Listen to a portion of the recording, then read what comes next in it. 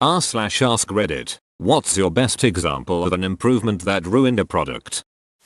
Instagram's non-chronological feeds emo. It annoyed me so much I barely use it anymore. Facebook does this shit too. I see posts from 3 days ago on my feed. So annoying. Holy shit. Same. I remember when they introduced it. It seemed like none of my friends were bothered by it. But I got sick of seeing the same damn picture every time I opened the app.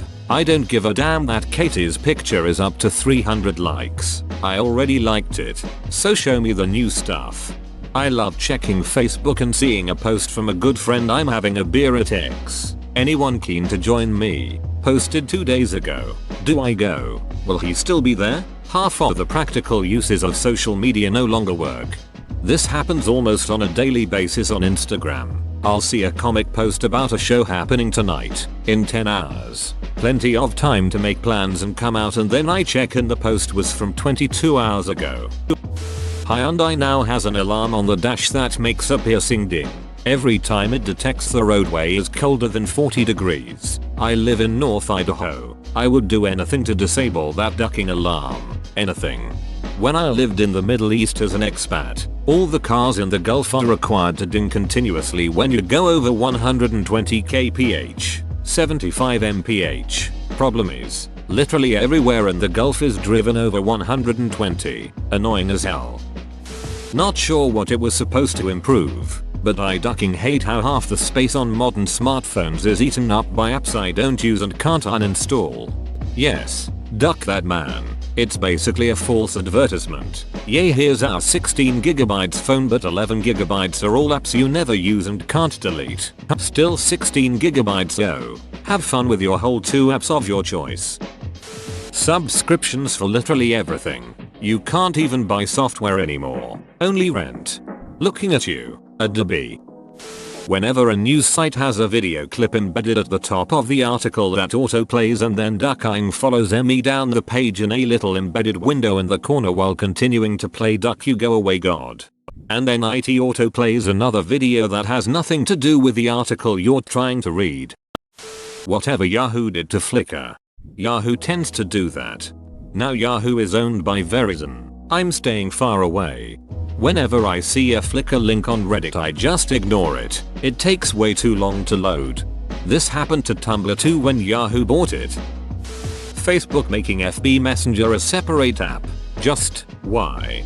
Also, forcing you to use the app and not letting you send messages through the web browser made me just stop using Facebook. If you ever go back you can select request desktop site on your mobile to send messages through the site. I have always refused to use their shitty apps. Yep, but it's still damn near unusable on mobile because of how autocorrect works on modern devices. It should just take a whole submission. But instead, the interface listens for individual key presses. So much fail. Yik Yak used to be a fantastic social media app catered towards college kids a few years back. It was basically an anonymous Twitter specifically for your geographic location. It was fantastic for news and updates about campus events and seeking help advice from fellow students. You could even view Yik Yaks at other colleges around the US. Then they decided to add optional usernames, and that started a downward descent into what was essentially a rip-off of Facebook. Users left in droves and they shut down for good this past summer. It was a shame too, because at its peak it was a must-have for any college kid at a decent-sized school. I remember when I quit Yik Yak because of all the username and sorted feed stuff. They tried to make it complex and overdo their response to bullying accusations instead of keeping a simpler phone number registration system. I was sad when they shut down. They had a good run for 6 months. That's when everyone quit, at least in my area. The 3rd and 4th semesters in college, it was thriving. There was a new top post every few minutes, and most of the posts were really funny. They made handles and it seemed to get a little less popular, but within a week of introducing profiles, Yik Yak was dead. It became less anonymous than Reddit. It might as well have been Twitter without the follower system. Skype, mobile version. It was very practical. Simple to use before. Since June or so it became meh. Copying Instagram Messenger's trends with these moments things. A terrible UI and even a lack of functionalities from the previous versions. It also takes half a year to launch. Applies to PC version 2. Skype sucks. Discord's got video chat now and now does everything Skype did. Honestly, only thing I want is screen share with sound. Then I can say Skype is 100% dead. iTunes used to be awesome, but literally every update to it has left it worse and worse. I feel this way about the podcast app. Anything Facebook does.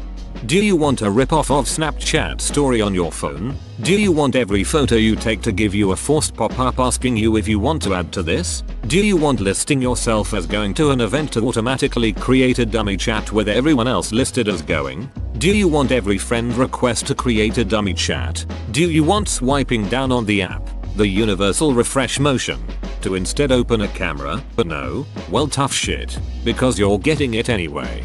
For real, I don't need my dong pics popping up on Facebook asking if I wanna post them. Nah, I'm good.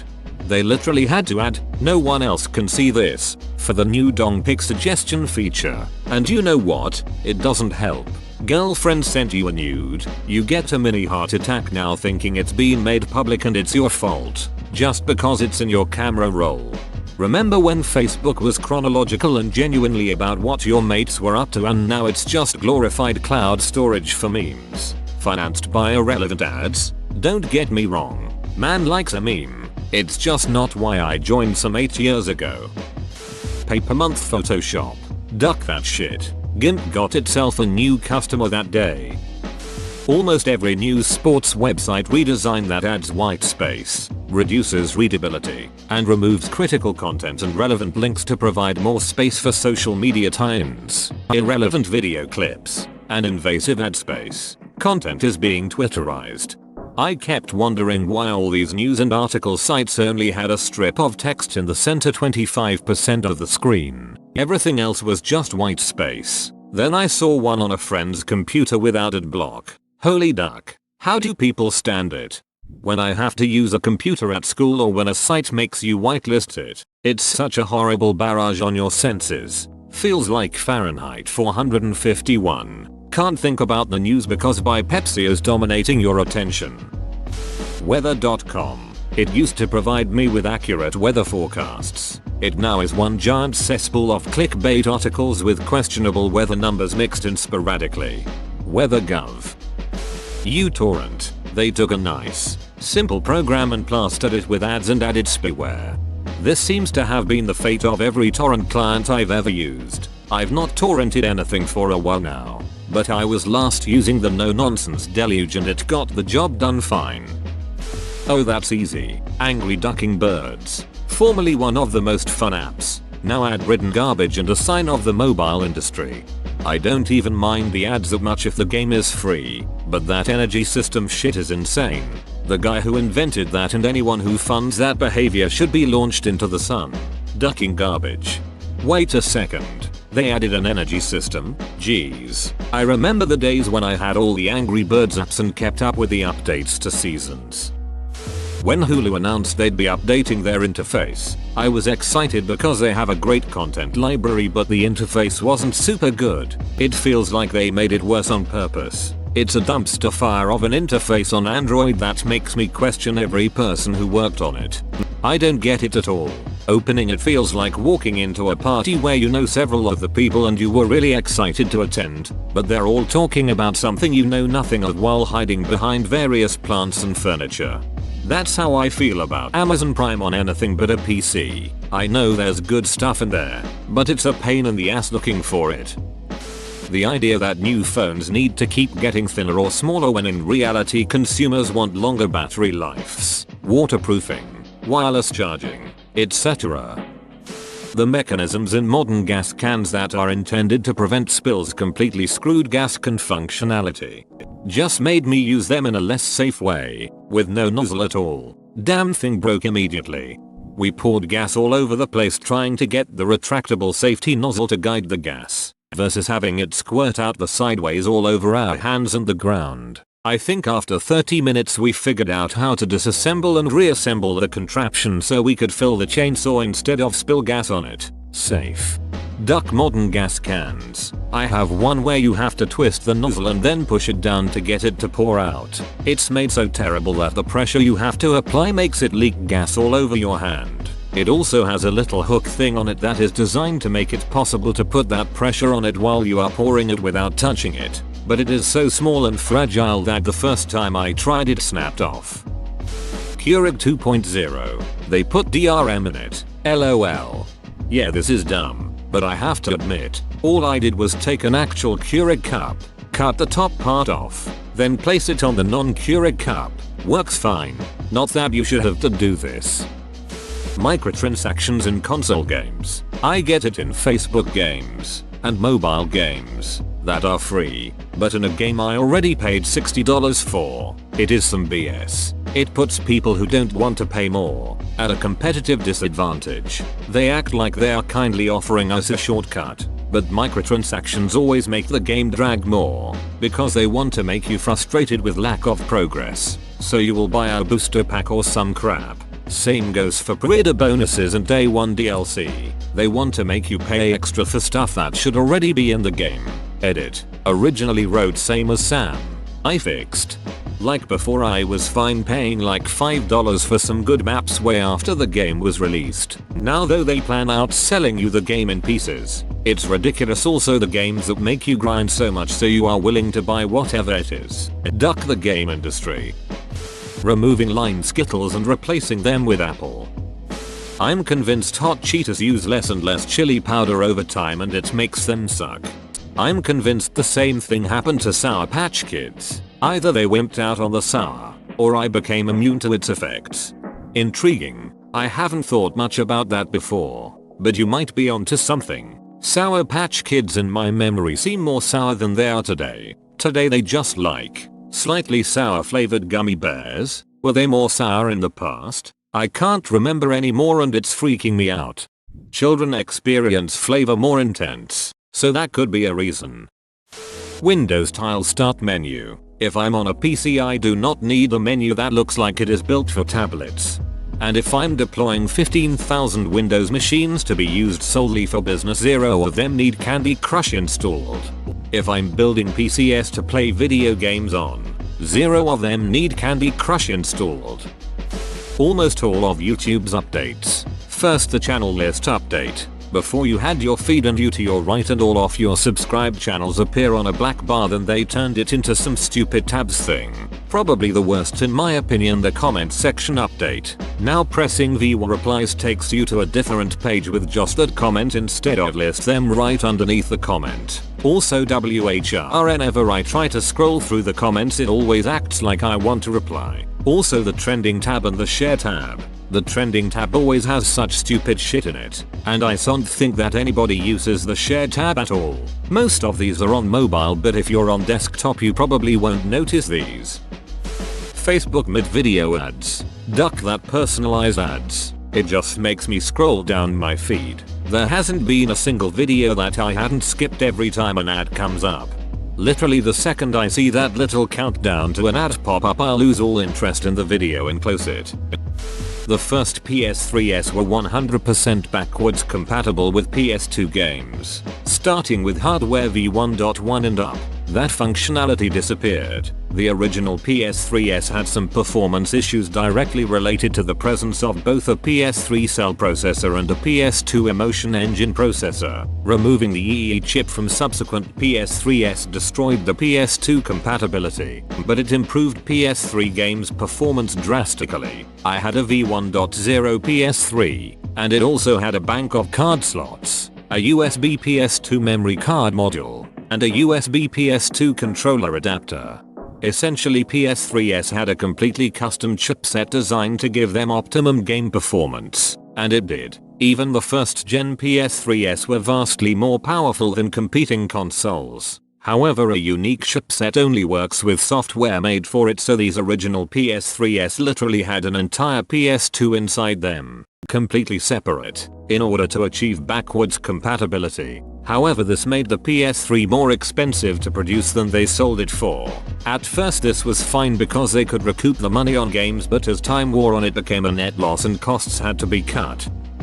Apple Magic Mouse. When you could use AA batteries it was perfect. Then they swapped that for internal rechargeable batteries. Okay, so far so good, but they go and put the ducking charging point underneath the duckine mouse. Some duckwit designer at Apple didn't want to put the charging point on the front of the mouse so you could actually use it while it charges, because people might end up using it as a corded mouse. They deliberately disabled the mouse for the entire time you have to charge it, meaning you have to use a second mouse while you charge it. Unbelievable.